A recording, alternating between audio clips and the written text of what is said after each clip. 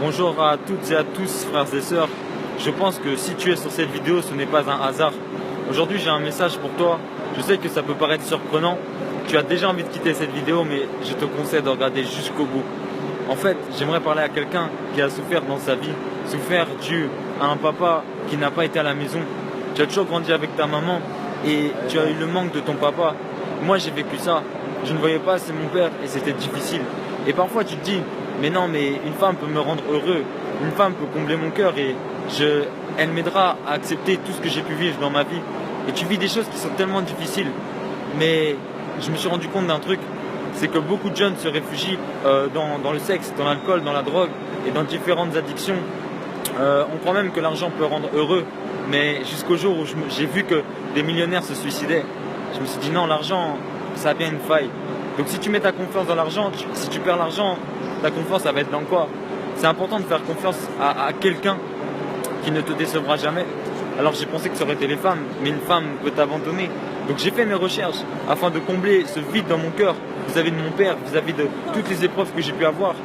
Et en fait, j'ai fait un constat, c'est que lorsque je recherchais l'amour, en fait, inconsciemment, je recherchais Dieu. Parce que la Bible dit que Dieu est amour. Si tu recherches l'amour, tu finiras par trouver Jésus. C'est vraiment important. Donc le cœur de l'homme, il a un vide en forme de Dieu. Et toi, tu me dis, je ne peux pas croire en Dieu, il m'arrive trop de problèmes pour que je croie encore en Dieu. Mais si tu as mal aux dents, tu en veux au dentiste ou tu en veux à toi-même? Tu ne peux pas en vouloir au dentiste, tu en veux qu'à toi-même. S'il y a des choses que tu vis, c'est les aléas de la vie. Mais l'Éternel est là pour t'en délivrer. Jésus est là pour te guérir. C'est pourquoi il y a une histoire dans la Bible d'un enfant qui était né aveugle. Les gens disaient, mais qu'a-t-il fait pour être aveugle? C'est un enfant. Et Jésus a dit, non, c'est rien, c'est juste que je veux me glorifier dans sa vie. Et Dieu permet que tu sois dans le besoin pour se révéler pourvoyeur. Dieu permet que tu sois seul pour se révéler ami. Dieu permet que tu sois dans l'inquiétude pour se révéler consolateur. Il permet des situations pour se révéler tout simplement. Donc aujourd'hui, je t'invite à dire à Jésus que tu as besoin qu'il change telle situation et il va se révéler dans ta vie. Et pourquoi Jésus et pas un autre? Parce que Jésus, en fait, moi je l'ai expérimenté et je peux te dire qu'il est bien réel. Et tu me dis, ah, comme par hasard, tu me parles de Jésus alors que j'y pensais. Tu te dis, comme par hasard, je tombe sur une vidéo alors que je pensais à Dieu. Peut-être que là, comme par hasard, je parle d'un sujet. Mais laisse-moi te dire que le hasard, c'est la forme que prend Dieu pour passer incognito. Peut-être que Dieu t'a parlé aujourd'hui. N'endurcis pas ton cœur, essaie d'ouvrir ton cœur à Dieu. Parce que tu peux vivre sans Jésus, mais mourir sans, ça sera difficile. Prépare-toi. La Bible te dira, et je termine là-dessus pour faire court, dans Jean 3,16, car Dieu a tant aimé le monde qu'il a envoyé son Fils unique, afin que quiconque croit en lui ne périsse pas, mais ait la vie éternelle.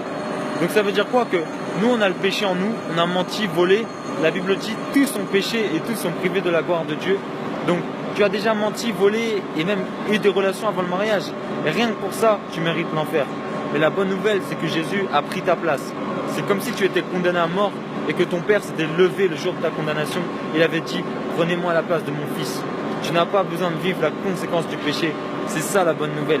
Mais la Bible te dira dans Jean 3,18, si tu ne crois pas en Jésus, c'est que tu as renié à Jésus. Parce que choisir, c'est renoncer. Que Dieu vous bénisse et prie Jésus. Recherche-le, il va te surprendre. C'était le frère Cosbiel.